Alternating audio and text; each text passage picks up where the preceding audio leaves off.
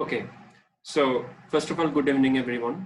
And today our topic is basically on convolutional coding.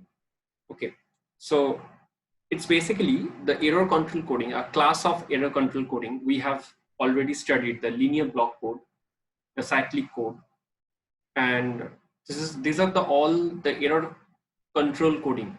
That means this coding are used to control the errors, to detect the error. So this is also error control coding, and this is called the convolutional coding. So later on we will study that why this coding is called the convolutional coding. So first of all, we have to discuss something from a previous lecture, that in the linear block code, the concept was the code words was generated from the source as a sequence of vectors. That means we can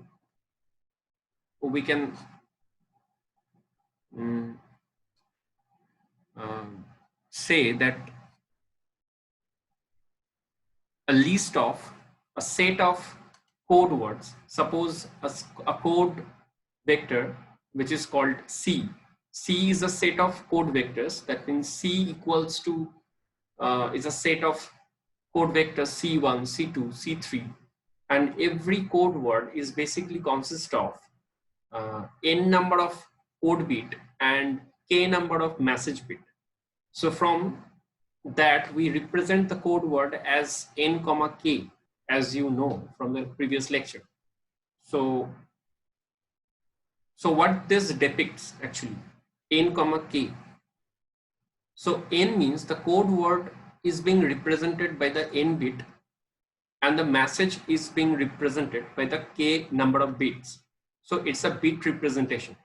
That means the code is being represented as n bit representation and the message is being represented as k bits. Okay, so the possible code word from nk is basically 2 to the power n, and the possible message word is basically 2 to the power k. You know it. So actually we have generated in the linear block code 2 to the power n number of total code sequences, from which 2 to the power k is the number of possible message bit. Okay, but here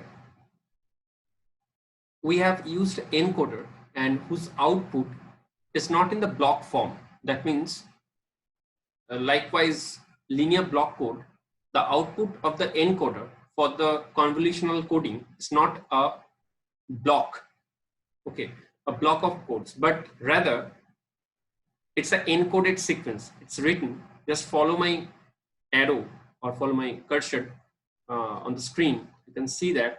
So this is an encoded sequence. So from the encoder output, we are generating a encoded sequence. So I think this will be clear if you see this note.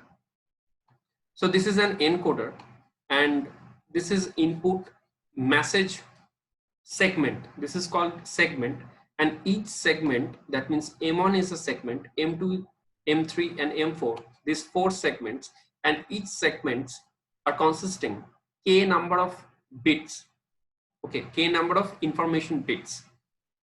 So this is called the message information bits, which represented by this M1, M2, M3 and M4. Okay, so these are basically fed to the encoder input terminals. So you can see here it is written that the message sequences are the segments of the k elements. That means M1, M2, M3, M4. So these are the message. This is a set of message, and each set or each segment, this is also called segment 1, segment 2, segment 3. Just follow my cursor. So segment 1, that means M0, M1, M2. If these are the segments, and each segments are basically consisting k number of message bits. Okay, so these are the input of the encoder, and at the output we have generated n number of that means n bit representation of coded sequence. That means this is encoded sequence. So at the input of the encoder, we are just feeding the encoder with the messages, and at the output of the encoder, we are generating the encoded bits. Okay. So that is the difference between the convolutional coding and the linear block coding. In case of linear block code, we had already used the encoder, and in that case, we have fed the encoder with the messages in the block form. Okay, but now it is also in the block form in the input, but at the output it is in the encoded form.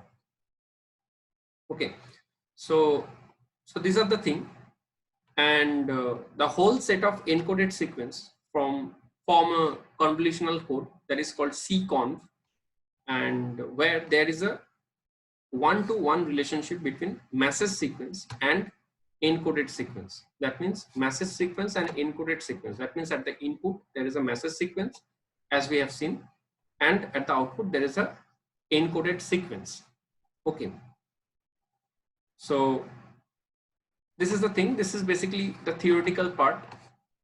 Just go through this. Message sequence belongs to the message vector space. Actually, this set, okay, this set is basically considered as a vectors.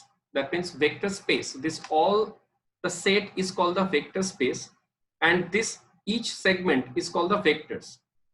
So this basically the concepts from the linear block code, but here also the sequences are called the vectors, and the whole set is called the vector space. So that's why this is written that message sequence belongs to the message vector space and code sequence belongs to the code vector space. And so as you know that from the linear block code, we have seen that the code is being represented as n comma k, where n is greater than k, and n is the number of the bit representation, actually the number of the bit representation of code, the total code, and k is the message. Okay, so the bit representation, the number of the bit, that means the number of the bit which representing the message is basically less than the number of the bit representing the total code. So that's why n greater than k. So here is also there is a potentially many more possible code sequences. There is potentially many more possible code sequences than the message sequence, which permits the selection of the code sequences containing redundancy, allowing error to be corrected. Okay, actually from the linear block code, we have used total n number of code. That means n bit representation of the code, and where k bit is used for the message and the rest n minus k is being used for the parity check. That means parity bit. So why we do so? Because when we generating a message and transmitting the message through the channel, so there are some errors may be generated when this message is going through the channel.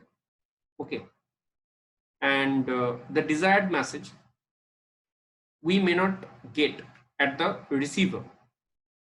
So that's why we basically generates a redundant message also with the set of the codes. That means when we are transmitting a code word, that code word consists of redundant messages and redundant sequences. That means we are basically transmitting a total set of code where redundant messages are there, so that when any message is being distorted by the error introduced to the channel, but we can get that message because of that redundant message is already present in that code word. So that's why we use the redundant message. So that redundancy is basically used